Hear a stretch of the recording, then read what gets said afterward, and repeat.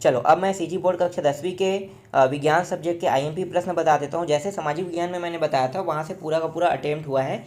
जैसे मैंने आप लोगों को परीक्षा बोर्ड में टिक करने के लिए कहा था, जो परीक्षा बोर्ड के हिसाब से पढ़े हैं वो तो पूरे में पूरे पाएंगे, और जो मैंने मॉडल पेपर प्रोवाइड किया था उसके माध्यम से अगर पढ़े हैं तो वहाँ पे 4 नंबर, 5 नंबर और 6 नंबर के क्वेश्चन वहाँ से फंसे हैं। ठीक है, तो 4, 5, 6, तो उसी हिसाब से मैं मॉडल क्वेश्चन के हिसाब से 4, 5, 6 को बताऊँगा, और बाकी जो 2 नंबर, 3 नंबर, 1 नंबर के हैं वो मैंने आईएमपी टिक करा है, उसके हिसाब से आपको प्रोवाइड कराऊंगा। तो अभी फिलहाल जिस हिसाब से सामाजिक विज्ञान में है उसी हिसाब से मैं आपको यहाँ पे बताऊंगा। ठीक है, तो चलो शुरू करते हैं। तो यहाँ पे मैं आपको सबसे पहले आपको 4 नंबर के क्वेश्चन बताऊंगा विज्ञान में, जो पिछले सामाजिक विज्ञान फंसा है उसी हिसाब से है ये। ठीक है, तो यहाँ से 4 नंबर के क्वेश्चन यहाँ से फंसेंगे। ठीक है, 2 नंबर, 1 नंबर और 3 नंबर के क्वेश्चन जो है वो परीक्षा बोर्ड से फंसेगा, तो उसको मैं बाद में आपको निकाल के बताऊंगा। फिलहाल यहाँ पे मैं अभी आपको बता देता हूँ। तो चलो शुरू करें। तो यहाँ पे 11वां प्रश्न है, इलेक्ट्रॉन बंधुताओं से आप क्या समझते हैं? द्वितीय आवर्त के तत्वों का उदाहरण द्वारा स्पष्ट कीजिए। ठीक है, तो इसका आंसर यहाँ पे देख सकते हो, ये रहा इसका आंसर।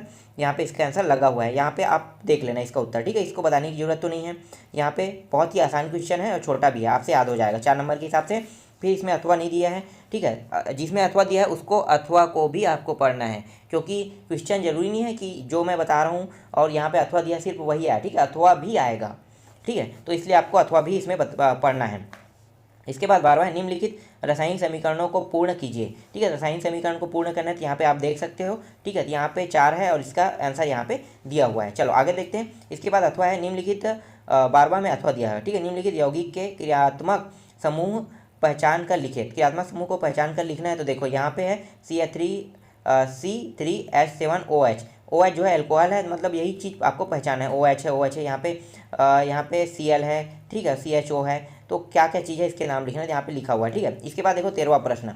ठीक है, 13वां प्रश्न देख लेना, ये इंपॉर्टेंट, इतना ज़्यादा इंपॉर्टेंट तो मुझे नहीं लग रहा है 13वां प्रश्न, क्योंकि बहुत बड़ा इसका प्रश्न नहीं है। तो बहुत बड़ा प्रश्न वाला सिर्फ गणितीय प्रश्न ही आ सकता है फिलहाल, फिर भी देख लेना आप लोग। ठीक है, इसके बाद अथवा देखो, अथवा में आते हैं 13वां का अथवा। कुडुमसर गुफा की कानी मछली की प्रजाति कैसे अपने ही वंश की मछलियों से अलग हो जाती है और अपने आवास में अनुकूलित हो गई? उदाहरण सहित बताइए। देखो इसके बारे में मुझे थोड़ा बहुत जानकारी पता है, तो मैं आपको ऐसे ही बता देता हूँ।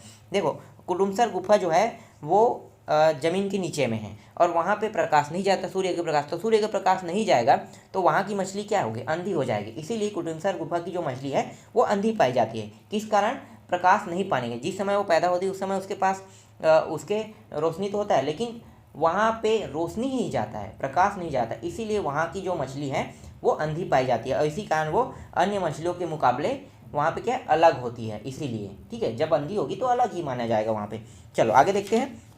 इसके बाद 14 नंबर के क्वेश्चन में आपको क्या देखने को मिल सकता है? देखो यहाँ पे मनुष्य के हृदय का नामांकित चित्र बनाइए, इस तरह से आ सकता है। आपको मैंने पहले ही इसे बताया था। ठीक है, मोस्ट आईएमपी है ये, आप देख लेना इसको। ठीक है, इसमें बताया गया है पूरा का पूरा कहाँ कहाँ पे क्या क्या चीज़ है यहाँ पे। ठीक है, फेफड़ा कहाँ पे है, फुसफुस सिरा कहाँ पे, हर चीज़ यहाँ पे लिखा हुआ है। इसके बाद मानव के श्वसन तंत्र का नामांकित चित्र। ठीक है, ये अथवा क्वेश्चन है, तो श्वसन तंत्र का नामांकित चित्र बनाने के लिए कहेगा, तो इस तरह से क्वेश्चन को आपको बनाना है, मतलब आंसर इस तरह से आपको लिखना है। तो ये भी मिल गया आपको। चलो आगे और दिखाता हूँ मैं आपको, कुछ क्वेश्चन और है, तो सारे क्वेश्चनों को मैं आपको बता दूंगा। 4 नंबर के जितने भी क्वेश्चन हैं आईएमपी, वो सारे क्वेश्चन मैं आपको बताऊंगा। ठीक है, इसके बाद देखो फिर से देखते हैं 11वां नंबर के। ठीक है, न्यूलैंड के अष्टक नियम को उदाहरण सहित समझाइए। तो न्यूलैंड के अष्टक नियम को समझाना है उदाहरण सहित, तो नीचे में उदाहरण दिया हो। ठीक है, इसके साथ आपको बताना है। फिर यहाँ पे देखो 12वां क्वेश्चन है, सोडियम का यौगिक एक्स सफ़ेद रंग। ठीक है, ये क्वेश्चन आ भी चुका है, तो चांस है इसके आने की संभावना बहुत ज़्यादा है, तो इस क्वेश्चन को भी देख लेना। ठीक है, इसका आंसर मैं आपको दे देता हूँ, यहाँ पे इसका भी आंसर लगा हुआ है।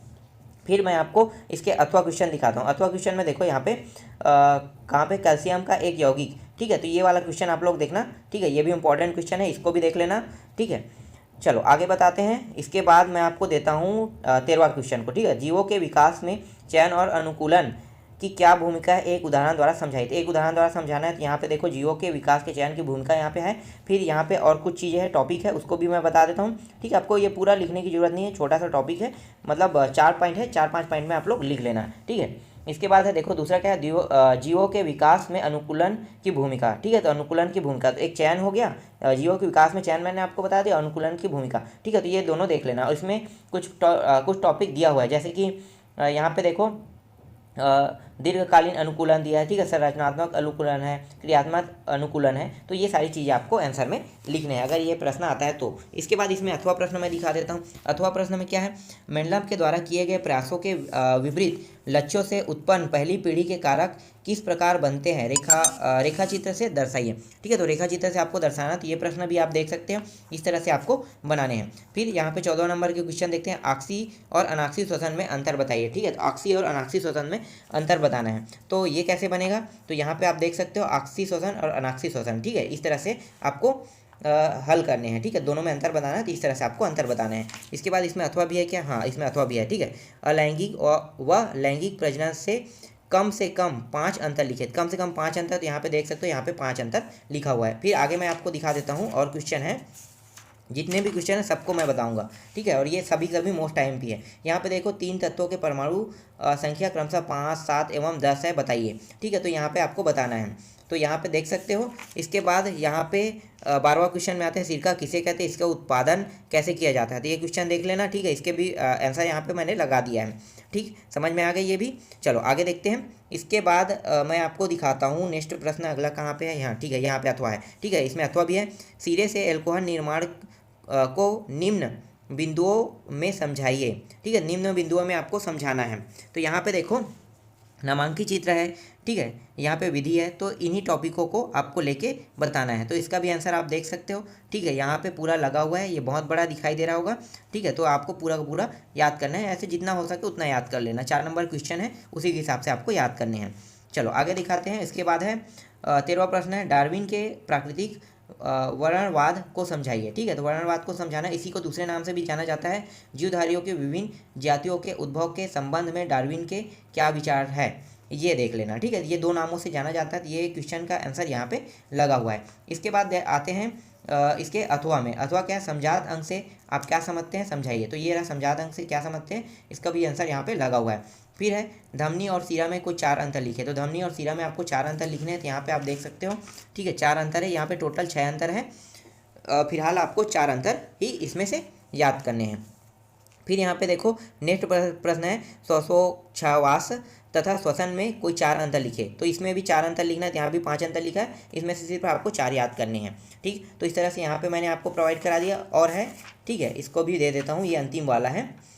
तो यहाँ पे 11वां क्वेश्चन में आपको क्या देखने को मिल सकता है, आधुनिक आवर्त सारणी में समूह के ऊपर से नीचे जाने पर, बाएं से दाएं जाने पर निम्नलिखित गुणों में किस प्रकार परिवर्तन होता है, संयोजकता, परमाणु आकार, आयनन विभव और विद्युत विभव। ठीक है, तो ये चीज़ है, तो ये सारी चीज़ें बताना है। तो यहाँ पे देखो इसके आंसर में लिखा हुआ है। ठीक है, तो ये सारी की सारी आपको बताना है चारों टॉपिक के बारे में। ठीक है, हर एक टॉपिक में 1-1 नंबर मिलेगा। इसके बाद आते हैं नेक्स्ट क्वेश्चन, 12वां क्वेश्चन में आते हैं, एथिलील एल्कोहल एवं मेथिल एल्कोहल का IUPAC नाम बताइए तथा इसका सामान्य सूत्र लिखिए। ठीक है, सामान्य सूत्र भी लिखना है। फिर यहाँ पे इसको दूसरे नाम से भी जाना जाता है, एथिल एल्कोहल का IUPAC नाम लिखे, बताइए। इस तरह से भी क्वेश्चन आ सकता है। ठीक है, यहाँ पे देखो 4 पॉइंट है। ठीक है, तो 4 पॉइंट है, तो यहाँ पे चारों का आंसर भी यहाँ पे लगा। इसके बाद अथवा देखो, यहाँ पे अथवा प्रश्न है। ठीक है, तो अथवा को भी आपको बनाना है, इसका उत्तर भी यहाँ पे लगा हुआ है। फिर आते हैं 13वां प्रश्न में, एक ही जाति व एक ही जनक में समानता व विभिन्नताओं क्यों पाई जाती है। ठीक है, तो क्यों पाई जाती है, तो इसका भी आंसर यहाँ पे लगा हुआ है। देखो समानता और विविधताएं क्यों पाई जाती है। फिर आगे देखते हैं अथवा प्रश्न देखते हैं। अथवा प्रश्न है, जीवों के विकास के सिद्धांत के 4 बिंदुओं का वर्णन कीजिए। तो 4 बिंदुओं को वर्णन किया है, तो यहाँ पे देखो 5 बिंदु है, यहाँ पे 4 बिंदु को आपको याद करने हैं। फिर नेक्स्ट प्रश्न है, एक तंत्रिका कोशिका की संरचना नामांकित चित्र बनाइए। ठीक है, तो ये कोशिका वाला है, जो चित्र वाला है वो तो इम्पॉर्टेंट आपको देखना ही है, क्योंकि चित्र वाला ही क्वेश्चन अधिकतर फंसने के चांस हैं। ठीक है, तो ये देख लेना।